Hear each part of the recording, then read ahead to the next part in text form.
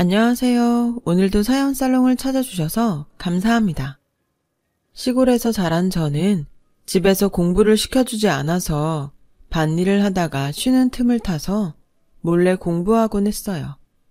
당시 오빠는 대학교에 막 들어갔고 저는 고1이었지만 집에서 일을 하라며 학교를 그만두게 했거든요.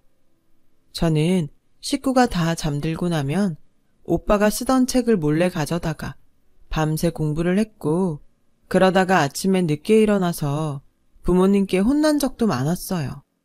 엄마는 입버릇처럼 집안에 남자가 잘 돼야 여자들이 편한 거야. 남자들 잘 되라고 열심히 밀어주면 그게 너한테도 좋은 거니까 괜히 네가 공부하겠다고 나서지 마. 라고 하셨지만 저도 공부를 해서 뭔가가 되고 싶었어요. 그러다가 여름방학에 집에 온 오빠가 부모님을 설득해서 제가 공부할 수 있게 해줬어요. 지숙이는 똑똑하잖아요. 자기가 안 하겠다면 몰라도 저렇게 공부에 관심이 많은데 할 수 있게 해주세요. 저도 도울게요. 그렇게 저는 고등학교 검정고시 공부를 할 수 있게 됐어요. 너무 감격해서 오빠한테 고맙다고 했죠. 대학에 가보니 내가 얼마나 생각이 좁았는지 알게 됐어. 너도 열심히 해서 꼭 대학 가. 알았지? 저는 오빠 말대로 농사일을 도우면서 밤을 새워가며 공부를 했어요. 그 결과 검정고시에 합격하고 대학에도 갈 수 있게 됐었죠. 그러자 부모님도 인정해 주시고 제가 공부를 마칠 수 있게 도와주셨어요. 저는 대학 졸업 후 초등학교 선생님이 되어서 어느 지방학교에 6학년 담임으로 가게 됐어요. 그것도 제가 잘한 데만큼이나 시골이더라고요. 그래서인지 그곳 아이들이 더 각별하게 느껴졌고 저 어릴 때를 보는 것 같아서 하나라도 더 챙겨주고 싶었죠. 그 중에서도 눈에 띄는 아이가 있었어요. 반 애들한테 놀림을 많이 당하는 아이였는데 수업 시간에는 늘 피곤해 지쳐 자고 있더라고요. 손톱이며 옷이며 흙이 묻어있는 걸 보고 이 아이도 밭일을 돕는구나 짐작했어요. 무엇보다 가끔 도시락도 못 싸오는 게 마음에 걸렸어요. 한 번은 복도에서 아이들이 둘러싸고 놀리고 있길래 봤더니 신발이 구멍이 나서 벗겨져 있더군요. 선생님, 박경의 신발 빵꾸 났대요. 그거 그냥 신고 왔대요. 한 아이가 저를 보더니 큰 소리로 말하며 자기가 엄청 잘못된 걸 저한테 알려주는 것처럼 자랑스러운 표정을 지었어요. 저는 아이들을 반으로 들어가게 하고서 그 아이를 교무실로 불렀어요. 뒤에서 아이들이 킥킥대며 지켜보고 있었죠. 저는 아이에게 제 슬리퍼를 내줬어요. 여유분을 갖고 있었던 거였거든요. 아이는 놀라서 눈이 동그랗게 커졌어요. 신발이 떨어진 건 오래돼서 그런 거지 잘못된 게 아니야. 그리고 오늘 선생님하고 점심 먹을래? 선생님이 밥을 많이 싸와서 혼자 못 먹을 것 같아. 아이는 여전히 어안이 벙벙한 표정이었지만 고개를 끄덕였어요. 그날 제가 경애라는 아이에게 슬리퍼를 빌려주고 점심을 같이 먹었다는 얘기가 반 아이들 사이에 퍼졌어요. 저는 다른 날도 눈치껏 경애가 점심을 못 사온 것 같으면 교무실로 불러서 밥을 같이 먹었고 남은 참고서를 주기도 했어요. 그렇게 시간이 지나자 더 이상 아이들은 경애를 놀리지 않더군요. 오히려 선생님하고 친해서 좋겠다며 말 거는 애들도 생겼어요. 경애는 2학기 때부터 성적이 쑥쑥 오르더니 어떤 과목은 100점을 맞기도 했죠. 저는 교무실에 온 경애한테 칭찬을 했어요. 경애는 정말 대단하다. 집안일도 도우면서 공부도 잘하네. 그 말에 아이는 눈빛이 반짝거렸어요. 제가 있던 곳이 워낙 시골이다 보니 많은 아이들이 집에서 밭일을 도우며 학교를 다녔지만 경애처럼 일을 많이 하는 애는 없더라고요. 조금도 자기 시간이 없이 거의 일만 하는 애였어요. 제게 칭찬을 받은 후부터는 쉬는 시간에도 책을 펴놓고 틈틈이 공부를 하더군요. 그리고 6학년 마지막 시험에서는 반에서 3등이라는 좋은 성적을 거뒀는데 제가 다 뿌듯했어요. 저는 졸업식 때 경애를 꼭 안아줬어요. 경애는 뭘 해도 해낼 수 있어. 선생님은 믿어. 선생님, 그동안 정말 감사했습니다. 라며 얼굴이 눈물 범벅이 된 경애를 보며 저도 눈물이 나더군요. 거기서 반년 정도 더 있다가 결혼을 하게 되면서 서울로 올라왔어요. 남편은 중학교 교사였어요. 저나 남편이나 그 당시에는 결혼이 좀 늦은 편이었어요. 시어머니는 제가 나이도 있는데 밖에서 일하지 말고 집에서 남편 내조 잘하면서 아이를 가지라고 성화였어요. 저도 아이를 빨리 갖고 싶어서 그렇게 하기로 했죠. 결혼하고 1년쯤 후에 임신을 하게 됐는데 그때부터 남편에게 좀 이상한 낌새가 있었어요. 학교에서 숙직을 선다고 하며 집에 안 들어오는 날이 늘었거든요. 제가 아무리 생각해봐도 그렇게까지 숙직이 자주 돌아오지는 않을 것 같았어요. 저도 학교가 어떻게 돌아가는지 알고 있었으니까요. 여보, 당신 학교는 숙직이 왜 이렇게 자주 돌아와?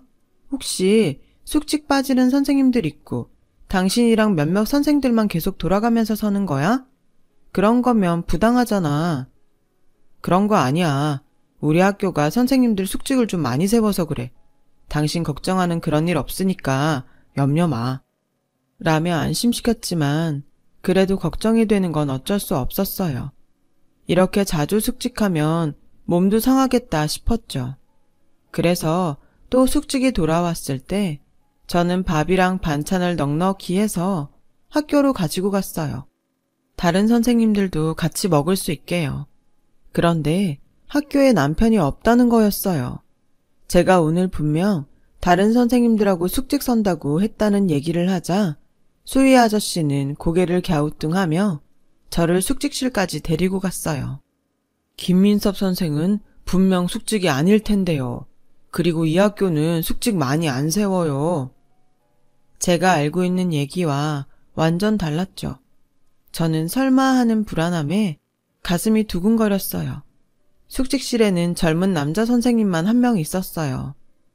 김민섭 선생님은 오늘 끝나자마자 나가셨는데요. 라며 제 눈치를 보길래 저도 제가 착각했나 봐요. 죄송합니다. 하고 얼른 나왔어요. 이게 대체 어떻게 된 일인지 남편은 어디에 간 건지 알 수가 없었어요. 그저 얼른 집에 가야겠다는 생각만 하는데 숙직실에 있던 선생님이 쫓아 나오더군요. 실은 이런 말씀 드리면 안 되는데 어쨌든 알리기는 해야 될 것 같아서요. 라며 시작하는 얘기에 저는 기가 막힐 뿐이었어요. 남편이 다른 학교 몇몇 교사와 어울려서 도박판에 간다는 거였어요. 저랑 몇몇 선생님들은 다 알고 있는 사실인데 이걸 학교에서 알면 가만히 안 있을 테니까요. 판돈도 꽤 큰 걸로 알고 있어요. 사모님 홀몸도 아니신데 계속 이렇게 속이고 도박판에 다니는 건 아니지 싶어서 말씀드리게 됐어요. 저는 믿을 수가 없었어요. 남편은 좀 무뚝뚝하긴 했어도 누구보다 성실했거든요. 그런 사람이 도박이라니 누가 모함이라도 하는 거 아닌가 싶었어요. 하지만 곧 집에 깡패 같은 사람들이 돈을 갚으라고 들이닥치는 걸 보고 다 사실이었구나 실감하게 됐죠. 그때는 제가 임신 8개월일 때였어요. 당신 어떻게 이럴 수가 있어. 학교 선생님이 도박이라니. 우리 아이 태어나는 날도 얼마 남지 않았는데 이제 어떡할 거야. 그것보다 학교에 알려지면 어쩌라고 그래. 그래서 말인데 사람한테 돈 좀 빌릴 수 없을까? 당장 필요한 거 얼마라도 말이야. 나 학교에 알려지면 정말 끝장이야. 응? 여보, 부탁이야. 아니, 그걸 왜 우리 오빠한테 얘기해. 차라리 어머니한테 말씀드려. 그게 더 낫지 않겠어? 당신은 내가 엄마한테 망신당하는 게 그렇게 보고 싶어? 그리고 나이 드신 분한테 꼭 걱정을 끼쳐야겠어? 우리가 해결할 수 있는 선에서 해결하면 되지. 걱정 끼치는 게 싫은데 도박을 해? 지금 말이 앞뒤가 안 맞는 거 알지? 이 돈은 우리끼리 해결 못해. 그러니까 천엄한테 좀 빌리자고. 우리가 조금씩 갚아 나가면 되잖아. 그런데 당신 갑자기 왜 이렇게 잔소리야? 내가 도박하고 돈 좀 잃었다고 사람 우습게 보는 거야? 아내가 뭐 하는 사람인데. 이런 힘들 때일수록 더 힘도 복돋아주고 격려해줘야 되는 거 아니야? 당신 이런 사람이었어? 라는데 정말 어이가 없었어요. 아이는 곧 태어나고 수중에 돈은 없고 걱정이 이만저만 아니었어요. 어떻게든 도박업자들이 집에 오는 걸 막아야 됐어요. 저는 별 수 없이 오빠에게 돈을 빌렸죠. 남편이 도박빚을 졌다는 말은 차마 할 수 없어서 급하게 쓸 곳이 있다고만 했죠. 아이 태어날 때 되니까 돈 들어갈 곳이 많지? 나도 주변 봐서 다 알아. 돈은 천천히 갚아도 돼. 라며 두 말 않고 빌려주는 오빠가 너무 고마웠어요. 저는 그 돈과 적금을 해약한 걸 합해서 남편 빚의 일부를 갚았어요. 그래도 여전히 남편 빚은 많이 남았더라고요. 앞으로 어떻게 해야 될지 걱정이 돼서 잠이 안 오더라고요. 저는 결국 국리 끝에 집에서 공부방을 열었어요. 아는 분들 소개로 학생들이 하나둘 모였고 저는 성심성의껏 아이들을 가르쳤어요. 다행히 학부모들이 마음에 들어해서 입소문이 났어요. 그래도 곧 아이를 출산해야 됐기 때문에 그 사이 학생들이 떨어져 나가면 어쩌나 걱정이 됐어요. 저는 학부모들한테 아이 낳고 딱 한 달만 쉴 테니 그동안만 좀 봐달라고 했어요. 대신에 공부반 문은 열어놓을 테니까 아이들이 언제든 와서 공부해도 된다고요. 대부분의 학부모들이 이해를 해주셔서 한시름 놓을 수가 있었죠. 시어머니는 집에 와서 아이들이 오는 걸 보고 눈살을 찌푸리셨어요. 아무리 애가 태어나면 돈 들어갈 때가 많다고 하지만 뭘 이렇게까지 억척스럽게 돈을 버냐? 너 사람이 욕심이 지나치면 못 쓰는 거야. 남편이 따박따박 벌어다 주잖아. 정말 당신 아들 도박빚이 집 한 채 값이라는 말이 목구멍까지 올라왔지만 꾹 참았어요. 남편이 시어머니한테 말하지 말아달라고 신신당부를 한 것도 있고 저도 괜히 걱정만 하실 것 같아서 그랬죠. 그렇게 시간이 갔고 저는 딸을 낳은 후에도 공부방을 계속했어요. 제가 하는 공부방에서 1등하는 아이도 나오고 애들 성적이 전반적으로 오르기 시작하자 자기 아이도 봐달라는 학부모들이 늘어나더라고요. 일주일에 2번만 하던 걸 매일 하는 걸로 바꿨고 제 수입으로 빚을 갚으며 생활에 나갈 수 있었어요. 그렇게 몇 년이 지나 빚을 얼추 다 갚았다고 생각했는데 남편이 또 다른 데에서 도박빚을 져서 온 거였어요. 저는 정말 지칠 대로 지쳤어요. 당신 도박 안 하기로 했잖아. 근데 또 이런 일을 벌이면 어떡해. 이제 나도 모르겠어. 당신이 알아서 해. 실수였어. 정말 다시는 안 한다고 했는데 전에 있던 학교 물리선생이 불러서 간 데가 도박판이더라고. 거기 잠깐 앉아만 있다 온다는 게 그만. 이번만 도와주면 내가 정말 2번 다시 이런 일 없게 할게. 몰라. 이번에도 당신 손 놓고 있으면 나도 아무것도 못해. 당신 정말 이럴 거야? 그럼 우리 영훈이는 어떡하고? 우리 집은? 이럴수록 우리가 힘을 합쳐서 위기를 극복해야지. 당신 이럴 때마다 진짜 정이 뚝뚝 떨어진다. 뭐? 그건 내가 할 말이야. 영훈이 걱정되는 사람이 어떻게 또 도박을 해? 나야말로 없던 정도 다 떨어지겠다. 저와 남편은 그날 크게 싸웠고 다음날 이른 아침 남편은 말도 없이 출근해버렸어요. 저와 싸운다고 해결되는 일이 아니라는 걸 저도 알고는 있었어요. 일단은 돈 문제부터 처리를 해야 했죠. 결국 다시 오빠에게 아쉬운 소리를 했어요. 오빠는 대기업에 다니고 있었고 집안에 늘 여윳돈을 두는 편이라서 얘기할 곳이 오빠밖에 없었어요. 빌려주는 건 어렵지 않은데 집에 무슨 일 있는 건 아니지? 매제는 요즘 어떻게 지내? 그러고 보니 통 연락을 못 해봤네. 그냥 집 대출한 게 좀 문제가 있어서 내가 이번에도 틀림없이 갚을게.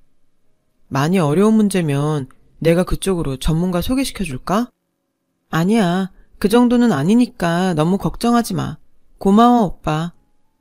저는 오빠가 빌려준 돈으로 먼저 도박 빚을 갚았고 남편에게 월급에서 생활비를 달라고 했어요. 제가 공부방에서 번 돈으로 오빠에게 갚고 나면 생활비가 많이 남지 않았거든요. 그 외에도 여기저기 들어가는 데가 많았고요. 근데 남편은 그럴 돈이 없다고 하는 거였어요. 왜 돈이 없어? 솔직히 나 당신이 왜 그렇게 생활비 안 보내는지 이해가 안 돼. 그거 엄마 다 드렸어. 노인네들이 돈 들어올 때가 어디 있겠어. 자식은 내가 보살펴야지. 정말 기가 막혔어요. 자기 치부는 숨기고 어떻게든 자기 부모한테 괜찮은 아들 노릇만 하려고 하니 이건 아니다 싶었어요. 안 돼. 빚 갚아야 돼서 우리 생활비 모자라. 시댁에 드리는 돈을 좀 줄여서라도 생활비에 보태줘. 라고 하자 남편은 버럭 소리를 지르며 주던 걸 어떻게 줄이라고 해. 제정신이야? 그럼 당신이 학생을 더 받으면 되잖아. 당신은 우리 부모님이 그렇게 우스워? 라며 또 적반하장으로 난리를 쳤어요. 도저히 말이 통하지 않았죠. 어쩔 수 없다고 생각한 저는 시어머니를 따로 만나서 그동안 있었던 일을 털어놓았어요. 그런데 시어머니는 더 기막힌 소리를 하는 거였어요. 그럼 네가 공부방 학생을 더 받으면 되지 무슨 문제냐? 남자가 노름 좀 한 거 가지고 그렇게 잡으면 안 되지. 네가 평소에 얼마나 달달 볶으면 여태 딴 건 쳐다도 안 보던 애가 그런 걸 다 할 생각을 했겠어.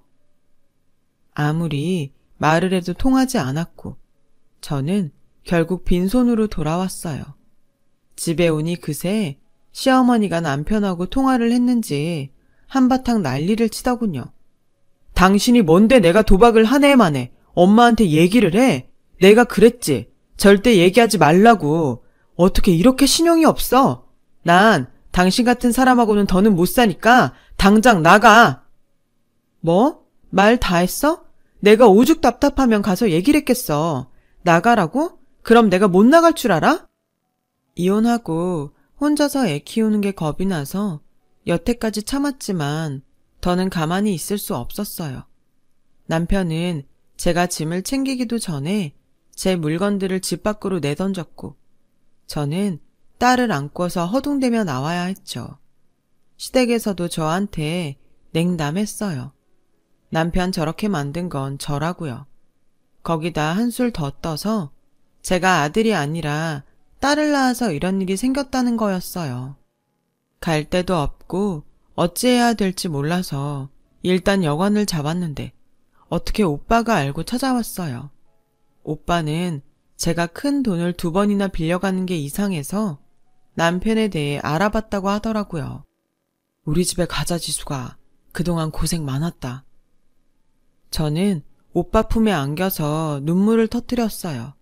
새언니도 아무 말 없이 저와 딸을 반겨주는데 정말 고맙더라고요. 저는 오빠 집에 있으면서 다시 공부방을 열었고 돈을 차곡차곡 모아 몇 년 후 딸과 나와서 살게 됐어요. 그 사이 저는 이혼 서류에 도장을 찍었어요. 그나마 오빠가 변호사를 대동하고 시댁 식구들을 만났기 때문에 저한테 다른 불평을 하지 못했다고 하더라고요. 위자료나 양육비도 준다고 말만 하고 한 번도 보내주지 않았지만 저는 받을 생각도 하지 않았어요. 그 돈으로 아이를 키우면 무슨 생색을 낼까 생각만 해도 싫었거든요. 딸아이는 별 탈 없이 잘 컸고 공부도 썩 잘해서 대학원까지 가게 됐어요. 저는 조그마한 보습학원을 차려서 계속 아이들을 가르쳤죠. 그 사이 재혼을 하라는 말도 있었지만 남편 때문에 고생했던 게 떠올라 거절했어요. 시댁과 남편이라면 치가 떨렸어요. 그러다가 오빠 몸에 이상이 생긴 걸 알게 됐어요. 젊을 때 일한다고 몸을 혹사시켜서 비알코올성 지방간염을 앓고 있었는데 그게 나이가 들어서 간경화가 됐다는 거였어요. 간이식을 해야 되는데 새언니는 몸이 너무 약해서 수술이 힘들었고요. 제가 간을 주겠다고 했지만 저도 간이 좋지 않아서 안 된다고 하더라고요. 오빠와 새언니 사이에는 아이가 없었기 때문에 다른 사람은 없었어요. 그런데 딸아이가 그 얘기를 듣고선 엄마, 외삼촌 일인데 왜 나한테 말 안 했어? 일단 나도 적합검사 받아보고 되면 나라도 해야지. 삼촌이 우리한테 어떤 사람인데? 라며 선뜻 얘기를 하더라고요. 딸아이가 간검사를 받고 정신이 없는데 문제가 터졌어요. 전 남편이 제 이름으로 사채를 빌려서 도박을 하다가 돈을 몽땅 날리고 잠적했다는 거였어요. 어떻게 그럴 수 있나 했더니 남편은 제 주민번호를 알고 있었기 때문에 제 이름으로 도장을 파서 돈을 빌려 쓴 거였어요. 시아버지는 돌아가셨다는데 시어머니는 아무리 전화를 해도 연락이 되지 않더라고요. 듣자 하니 남편은 저와 헤어진 뒤 재혼을 했는데 도박벽을 버리지 못해서 또 이혼했고 학교에서도 잘리고 방탕하게 살았답니다. 시어머니는 지방 어디서 혼자 산다고 하더라고요. 저는 하루아침에 억대의 빚을 지게 된 거였죠. 아니, 어떻게 이 인간은 평생 나를 괴롭히는 거야. 너무 속상해서 혼자 울다가 딸과 병원에서 만날 시간이 돼서 집을 나섰어요. 대학병원 의사한테 간 이식 수술에 대해서 듣는데 귀에 들어오질 않더군요. 근데 그 교수가 저를 유심히 보더니 이러는 거였어요. 혹시 윤지숙 선생님 아니세요? 저를 어떻게 아세요? 그러자 교수는 울음을 터뜨리며 제 손을 덥석 잡았어요. 선생님, 저예요. 경애예요. 박경애. 선생님이 점심도 주고 참고서도 줬던 경애요. 정말 너무 놀랍고 반가웠어요. 선생님 덕분에 제가 공부해서 이렇게 의사가 됐어요. 라며 제 앞에서 큰 절을 하는데 눈물만 흐르더라고요. 딸도 놀라서 어떻게 이런 일이 있을 수 있냐고 했어요. 경애는 오빠와 딸 간 수술은 걱정하지 말라며 저를 위로해줬어요. 하지만 전 남편 때문에 생긴 빚은 어떻게 해야 할지 몰랐어요. 아픈 오빠에게 말할 수도 없고 어느 변호사를 찾아가면 좋을지 난감했죠. 경애가 식사를 대접하겠다고 해서 나간 자리에서도 걱정만 됐어요. 선생님, 무슨 일 있으세요? 영 얼굴이 안 좋으세요. 건강은 괜찮으시죠? 저는 별일 없다며 이 얘기 저 얘기 하다가 결국 그 문제를 털어놓았어요. 아니, 어떻게 그런 일이 있어요? 걱정 마세요, 선생님. 제 남편이 변호사예요. 라며 그 자리에서 자기 남편한테 전화를 걸더군요. 경애 남편 법률사무소에서 힘을 써준 덕분에 저는 도망간 남편과 시어머니를 찾을 수 있었어요. 시어머니는 일이 이렇게 됐는데도 그래도 네 딸 아버지고 같이 살던 사이인데 꼭 이렇게까지 해야 되니? 능력 되는 사람이 갚으면 되는 거지. 나이 드셔서 판단력이 없어지신 거예요? 무슨 말도 안 되는 소리를 하세요. 제가 화가 나서 소리를 버럭 지르니 경애 남편이 저를 진정시켰어요. 할머니, 아드님은 지금 남의 이름을 도용한 죄까지 지은 거예요. 윤지숙 선생님은 이제 아드님과 아무 상관없는 타인이니 돈을 갚을 의무가 없어요. 라고 하자 안색이 변하더라고요. 다음날 남편이 저희 집 앞까지 찾아왔어요. 당신, 내가 다시는 이러지 않을 테니까 한 번만 도와줘. 응? 그러자 옆에 있던 딸이 그걸 엄마가 왜 도와주는데요? 어떻게 엄마 이름으로 도장을 파서 돈을 빌려요? 영은아, 참 잘 컸구나. 많이 보고 싶었다. 정말 보고 싶었으면 그동안 한 번이라도 찾아왔었어야죠. 아무리 아빠라고 하지만 전 그 말 못 믿네요. 라며 따끔하게 말하자 남편은 더 이상 말을 못했어요. 나는 당신 돈 갚아줄 의무 없어. 내가 왜 평생 당신 빚에 치여 살아야 돼? 우린 법적으로도 다 정리된 사이니까 더는 이러지 마. 그럼 명의도용 고소라도 하지 말아줘. 이렇게 부탁할게. 내가 안 한다고 해도 변호사가 내 돈 빌린 거 아니라는 걸 입증하려면 다 처리해야 된다고 했고, 나도 당신 봐줄 생각 없어. 지금 그냥 넘어가면 당신은 또 이런 일 저지를 사람이야. 라고 매몰차게 말하고 딸과 돌아섰어요. 그 후에 시어머니도 몇 차례나 저한테 부탁했지만 거절했어요. 제가 그렇게 연락해도 안 받으시더니 아무리 나이가 드셨대도 너무 뻔뻔하신 거 아니에요? 이제 저한테 그만 좀 하세요. 그렇게 저는 전 남편과의 관계를 완전히 정리했고, 경혜 남편의 도움으로 제가 그 빚과 상관없다는 걸 입증했어요. 그 사이 오빠와 딸은 수술을 잘 받고 회복했죠. 오빠 부부도 저와 경혜 사이의 이야기를 듣고 놀라워했어요. 남한테 잘하고 살면 반드시 돌아온다더니 정말 그런가 보다. 라며 오빠는 저를 치켜 세워줬어요. 경혜는 그 뒤로도 저희에게 많은 도움을 줬어요. 우리 딸한테 좋은 남자도 소개해줬고요. 딸은 그 남자와 재작년에 결혼을 했답니다. 저는 지금 오빠 부부와 노년을 오붓하게 살고 있어요. 가끔씩 딸 부부 얼굴도 보고 경혜를 만나 옛 일도 얘기하고요. 어떤 인연이 어떻게 돌아올진 아무도 모르는 것 같아요. 많은 생각을 하면서 그 사람에게 잘해준 건 아니었는데 이렇게 부메랑이 되어 돌아오다니, 이런 행복이 아직도 꿈만 같네요. 제 얘기는 여기까지예요. 들어주신 분들 모두 감사드려요. 다들 행복하시고 좋은 일만 있기를 바랄게요. 좋은 하루 되세요. 여러분, 사연 댓글에 응원과 현명한 조언 부탁드려요. 좋아요와 구독은 저에게 큰 힘이 됩니다. 오늘도 좋은 일 가득하세요.